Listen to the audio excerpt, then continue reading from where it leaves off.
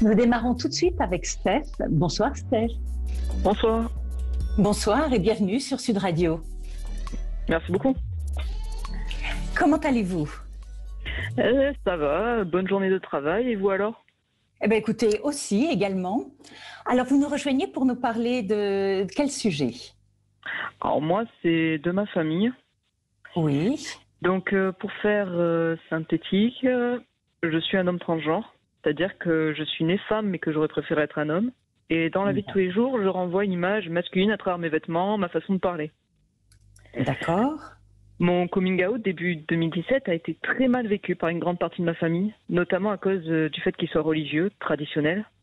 Oui. Pour eux, ce fut un vrai déchirement. On va dire de leur point de vue, j'ai rejeté Dieu, le salut qu'il offrait, en quelque sorte choisi la mort après cette vie. Et bien qu'ils soient refermés de leur côté par rapport à tout ça, bon, j'ai quand même essayé de garder le lien avec eux au début, mais ça n'allait pas. Quand ils étaient en ma présence, ils étaient mal. Et moi, je culpabilisais de les voir comme ça. Oui. Et Je du comprends. coup, constatant qu'on se portait mieux quand on n'avait pas de contact, j'ai fini par proposer d'arrêter d'aller vers eux, mais que je restais ouvert si eux m'invitaient. Donc cette proposition, c'était en janvier, et depuis, je n'ai plus de nouvelles. Le problème, c'est que moi, je les aime.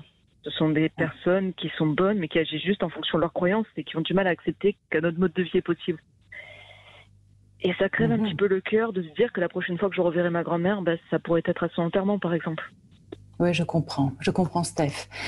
Mais j'imagine que cette transformation que vous avez décidé d'opérer dans votre vie s'est faite sur le long cours, c'est-à-dire ça n'a pas été une décision brutale. Ah, c'est sûr, on va dire, certains membres de ma famille ont été assez honnêtes avec moi en disant qu'ils avaient capté certaines choses depuis très longtemps. Et ma mère, par contre, par exemple, était totalement dans le déni. Elle regardait que des images de moi au mariage ou quoi, où j'étais bien apprêtée avec une jolie robe, en disant mais non, t'étais normale. Je lui disais ben non, pas vraiment en fait, ça fait très longtemps. Et moi même de mon côté, on va dire ce coming out, il a été fait 2 ans avant de leur en parler. Et ils ne se sont pas rendus compte. Vous vous sentez mieux, j'imagine, aujourd'hui dans la décision que vous avez prise. Aujourd'hui, oui. Et d'ailleurs, c'est ça qui fait un petit peu dommage, c'est qu'aujourd'hui j'ai beaucoup de bonheur que j'aimerais partager et ils sont pas là. Oui, oui. Et à votre avis,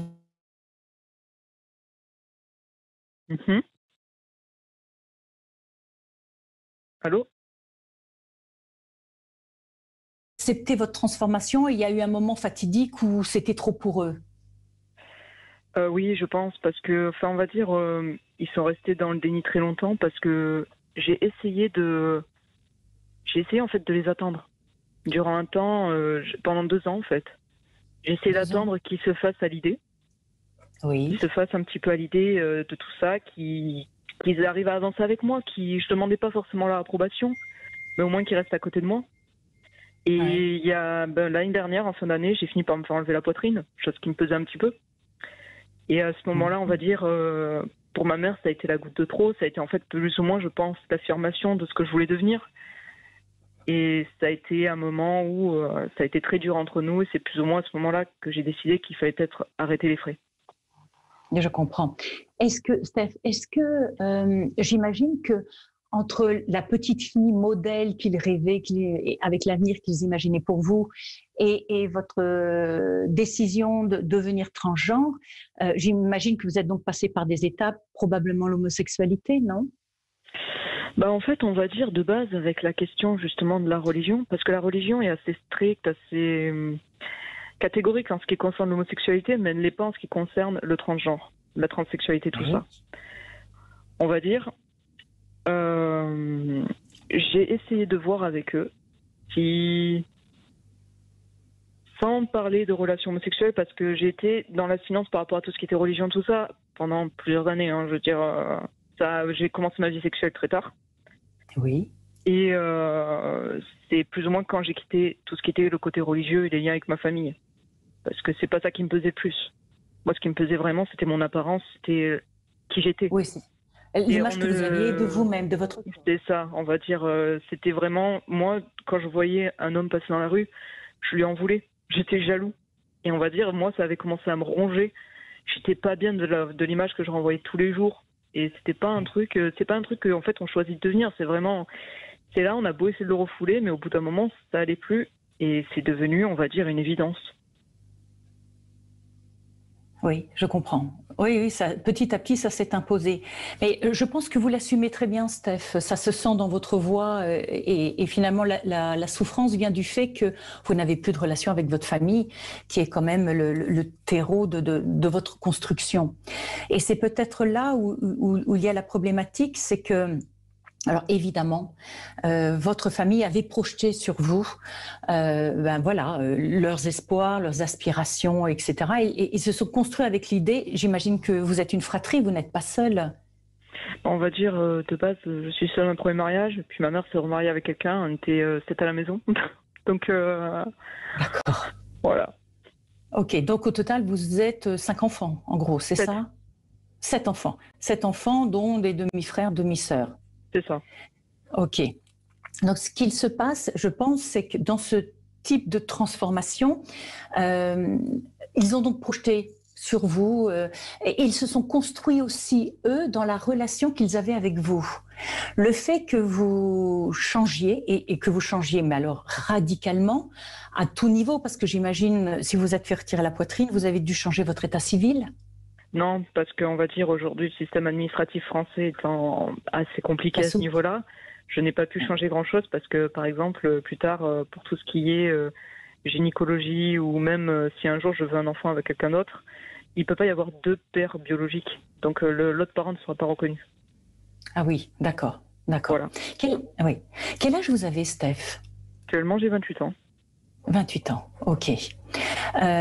Je pense, alors est-ce que lorsque vous leur avez parlé de votre transformation, est-ce que vous leur avez, entre guillemets, imposé de vous accueillir dorénavant comme un homme? Non, c'est-à-dire ma famille, j'ai jamais imposé à mes proches, je veux dire, de me genrer au masculin ou d'utiliser le nouveau prénom que j'utilise, Steph. On va dire, parce que je comprends qu'il y a une question d'adaptation. Je comprenais tout ça, je comprenais que ça pouvait être dur. Et même aujourd'hui, on va dire, je ne leur en veux pas s'ils continuent de me genre au féminin ou quoi, tant que ce n'est pas dans une optique de me faire mal. Ça, il n'y a aucun souci. D'accord. Parce que là, ils sont dans une situation où ils cherchent à vous faire mal, à vous blesser, à vous rabaisser. Alors, on va dire peut-être pas ça, mais par exemple, au moment de mon coming out avec ma mère, ce fut très dur. Elle a eu des mots extrêmement durs, comme le fait que j'étais le déshonneur de la famille, comme le fait que j'ai tué sa fille. On va dire le fait que je lui faisais du mal, qu'elle m'espérait ne jamais avoir d'enfant pour ne pas connaître le malheur que cela faisait. On va dire ça a été un petit peu, peut-être pas forcément d'une manière voulue, mais ça a été extrêmement culpabilisant. Et ça a été très dur à surmonter ça. Et comment vous avez fait? Pardon, excusez-moi? Comment vous avez fait pour surmonter ça, justement? Justement, déjà, il y a eu la question de la distance. Et il y a eu aussi le fait... en fait, il y a eu un événement un jour qui s'est passé et qui m'a assez ouvert les yeux sur quelque chose. Peu après mon coming out avec eux, on est partis en voyage ensemble et il y a eu une journée où, on va dire, j'ai souvent eu des pics du coup sur mon apparence, ma manière de m'habiller. Et ce jour-là, j'étais habillée pour aller à la montagne, ensuite, tout. Et en fait, j'ai tellement eu de pics de la part de ma mère et de mon beau-père que j'ai fini par craquer. Je me suis habillée comme ils voulaient que je m'habille. C'est-à-dire en fille modèle, avec le maquillage, un leggings, les babouches. Et on va dire ce qui s'est passé, c'est que à ce moment-là, les yeux de ma mère se sont éclairés. Elle m'a présenté à tout le monde. Elle m'a montré à tout le monde en disant que c'était sa fille, que j'étais magnifique. Et on va dire que j'ai compris ce jour-là que ce qu'elle aimait en moi, c'était vraiment une image qu'elle avait espérée. C'était vraiment une idylle que j'ai peut-être nourrie malgré moi durant de nombreuses années parce que je voulais jamais la décevoir. J'ai toujours tout fait dans les études, dans beaucoup de choses. Mais je me suis rendu compte que c'était pas moi. Et je me suis rendu compte que quand j'étais pas là, elle allait très bien. Quand j'étais là, elle allait mal. Cette fois-là où je me suis rendu compte que c'était pas moi, et en fait, j'ai compris qu'elle se créait un petit peu son malheur. Oui. que tout ça, c'était... Et c'est à ce moment-là que j'ai pu prendre un petit peu un écart et me dire, c'est pas moi qui leur fais du mal. Je leur veux pas de mal, je leur veux que de l'amour. Aujourd'hui encore, je les aime énormément. Mais on va dire, même là, il y a 2 ans, on a perdu mon grand-père, donc le père de ma mère. J'ai été là pour eux et je me suis pris des pics tout le long de l'enterrement. Mais je suis restée là pour eux parce que je les aime. Et c'est vraiment tout ça qui m'a fait prendre de la distance. Je comprends. La distance est une façon de vous protéger, mais c'est aussi une façon de fuir la situation avec eux. Est-ce que vous pensez qu'à un moment donné, avez-vous suffisamment maintenu le lien d'amour pour qu'il reste ça quand même et parce que la société change, hein, surtout en France, je veux dire, le transgenre trouve de plus en plus sa place dans la société et finalement, toutes les personnes qui sont dans votre situation ont en général non pas un problème dans le présent, mais justement avec tout ce qui a constitué leur passé. C'est comme si les gens qui faisaient partie du passé, donc la famille, la fratrie, les amis du passé, restaient avec l'image et n'arrivaient pas à concevoir que la personne puisse évoluer. Vous voyez, alors j'imagine qu'aujourd'hui... Je vois un petit peu ce que vous voulez dire. Après, parce que je comprends, parce que par exemple, dans l'idée, il y a beaucoup de personnes transgenres qui, quand elles changent, elles créent un nouveau compte Facebook. Elles créent elles se font des nouveaux papiers. Parfois, elles changent carrément d'endroit parce qu'elles ne veulent pas que leur passé les rattrape. Oui, absolument. Je n'ai pas fait partie de ces personnes-là. Au contraire, mes amis m'ont tous suivi. Et en fait, on a clairement parlé ensemble et je n'ai changé rien du tout à part le fait de dire je préférais être un homme. Par contre, avec cette famille, je pense, le fait de dire ça et le fait du coup de prendre du recul par rapport à la religion, ça a été vraiment le point, on va dire, qui a tout cassé. Qui a vraiment... Ah oui, c'est le fait que vous soyez éloigné de toute la situation, le fait que vous soyez éloigné de la religion a été quelque part la rupture entre vous et votre famille. Je pense, parce que c'était le premier côté religieux. C'est ça, le premier acte égoïste de ma vie. Et on va dire, non seulement ça a été le premier, du coup déjà ça a dû leur faire un choc, mais en plus de ça, c'était un gros acte. Parce que pour ma famille, vous voyez, quand vous dites que la société avance, la société en général avance, oui, mais au sein des familles, les opinions restent assez souvent les mêmes. Et comme m'a déjà dit une fois ma mère, parce qu'elle a tenté quand même à un moment de faire les choses, elle a rencontré des gens, des parents de transgenres, et elle disait, on arrive beaucoup plus à pardonner les choses ou à les passer au-dessus quand ça ne nous concerne pas. Et oui, bien sûr. Ah, mais évidemment. C'est plus facile d'être ami avec une personne transgenre qui s'est transformée qu'être au cœur de la... Parce qu'encore une fois, il faut bien comprendre que dans votre famille, tout le monde s'est construit sur la relation de la fratrie, la relation parent-enfant. Donc, lorsque toutes les familles espèrent, surtout les parents, conserver ce lien, cette projection de la famille unie, la famille heureuse, toutes les mamans rêvent que leur enfant reste leur petit enfant. Vous voyez ce que je veux dire? Donc, chaque acte posé d'émancipation et de liberté est forcément toujours un coup pour la mère, surtout parce que son enfant n'est plus le sien. Vous voyez ce que je veux dire? Et là, vous avez vraiment fait le grand saut de l'autre côté de ce qui est possible de se transformer d'une certaine façon. Vous me dites que vous aimiez beaucoup et que vous essayiez, quand vous étiez enfant, de coller vraiment à l'image qu'elle avait de vous, de ce qu'elle attendait de vous, etc. Je souhaite du fond du cœur qu'il reste ce lien-là d'amour, parce qu'il n'y a que l'amour qui peut vous permettre de vous retrouver à un moment donné avec eux. De toute façon, bien sûr, vous me dites qu'ils sont très religieux, traditionnels. La religion évolue aussi, et donc ils évoluent peut-être moins vite que la société autour de nous, mais malgré tout, ils évoluent parce que leur point de repère évolue également. Alors, vous le dites, hein, est-ce que ça ira suffisamment vite pour que vous puissiez revoir votre grand-mère avant qu'elle ne décède? Je n'en sais rien, Steph. Mais aujourd'hui, il y a un tel bouleversement dans la société, des repères, des structures même qui soutenaient notre société, que beaucoup de gens, surtout de la génération de nos parents, sont très déstabilisés, très perturbés. Ils ne s'y retrouvent pas du tout. Et je pense que vous incarnez tous ces bouleversements.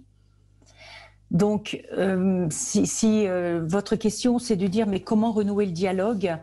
Je pense que, d'abord, il faut vraiment que, si vous retournez vers eux, vous retourniez en vous ayant pardonné à vous la souffrance que vous pensez imposer à votre famille, à votre maman. Votre beau-père, je ne sais pas la relation que vous avez avec lui, mais en tout cas votre maman. Parce que la maman est quand même le pivot d'une famille, malgré tout. Donc, de vous pardonner déjà à vous, Steph, la souffrance que vous pensez lui avoir infligée dans cette transformation. Et puis d'aller la voir en lui redisant combien vous l'aimez. Et en lui parlant, non pas en disant tu m'as fait ça, tu m'as dit ça, ça m'a blessé, vous ne me reconnaissez pas, etc. Mais en disant ce que vous ressentez, Stéphane, vous, en tant qu'individu. Vous comprenez ce que c'est-à-dire oui, entrer je comprends. Après, dans la com non violente, c'est-à-dire ne pas rejeter la faute d'une certaine façon dans cette rupture de relation sur votre famille et vos parents, mais en exprimant vous ce que vous ressentez, ce que vous êtes profondément et tout l'amour que vous conservez encore. Ah, mais ne vous en faites pas, c'est un petit peu plus ou moins ce que j'ai commencé à faire avec eux. Enfin, comme je vous dis, moi, j'ai compris que c'est pas moi du tout qui faisais les souffrances de ma mère, donc ça là-dessus, oui. Je veux dire là-dessus, il y a déjà eu une étape de pardon.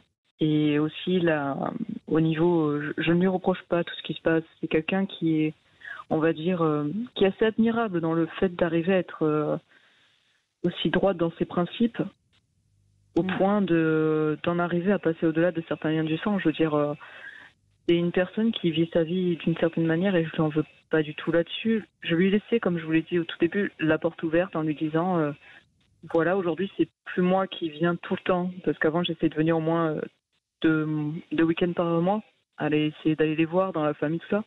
Puis aujourd'hui, c'est plus moi qui vais venir, mais je te laisse la possibilité de m'inviter si tu as envie de me voir. Oui. Et si possible, une proposition que je lui ai faite, c'était que ce soit en terrain neutre. Que ce soit pas forcément chez elle, pas forcément chez moi, par exemple au restaurant. Je trouvais ça être sympathique. Je pense, mais vous savez, vous êtes tout aussi admirable que votre maman, Steph, parce qu'on sent beaucoup de compassion malgré tout. Vous cherchez, vous vous êtes trouvé en tant que transgenre. Vous n'imposez rien à votre famille et c'est malgré tout, c'est rare. Je connais des cas où la personne impose tout à sa famille et c'est sans retour possible, c'est-à-dire où vous m'acceptez comme ça et je ne suis plus votre sœur, je suis votre frère, je suis plus ta fille, je suis ton fils. C'est ça, ou tu ne me vois plus. Donc, vous voyez, donc je sens que chez vous, il y a en vérité beaucoup d'ouverture. Je crois, Steph, que c'est le temps. Seul le temps peut venir détendre l'atmosphère, détendre la relation et cette crispation terrible qu'il y a dans votre famille à votre égard. Ne désespérez pas, c'est le fait que vous construisiez votre vie qui est malgré tout le plus important, que vous avanciez et que ils puissent voir ô combien vous êtes équilibré en étant la personne que vous êtes aujourd'hui. Merci beaucoup pour vos compliments et oui, on essaie d'avancer du mieux qu'on peut. Et oui, en tout cas, bon courage à vous, Steph. Merci beaucoup. Je vous envoie toute mon amitié. Et je vous la renvoie. Merci.